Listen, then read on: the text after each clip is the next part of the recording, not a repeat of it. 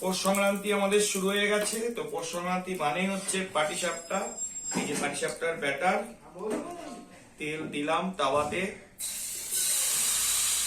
এই পাটিসাপটা আমাদের চলছে, মানে আমাদের 700-800 পিট পাটিসাপটা হয়ে গেছে। এই নারকলের পুর পাটিসাপটায় দেওয়া হচ্ছে। উপরেও অনেক কিছু বানানো আছে, দুধ পুলি বানানো হয়েছে, মুগ পুলি বানানো হয়েছে, রস বড়া, ওখানে পাটিসাপটা করা আছে, এখানে ক্ষীর করা আছে, পাটিসাপটার উপরে ক্ষীর দেওয়া হয়। এই চলছে আমাদের পাটিসাপটার পর্ব। এখন সংক্রান্তি মানেই হচ্ছে মিষ্টি, পিঠা পুলির, আমাদের সবকিছু খাওয়ার দিন।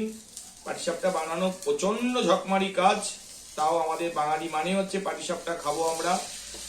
দেখুন, কথা বলতে বলতে আমার পাটিসাপটা আর একটা হয়ে গেল আপনাদের সঙ্গে। সবাই এনজয় করো, সবাই এনজয় করে ঠান্ডার মজাতে পিঠে পুলি খাও। চলো, টাটা।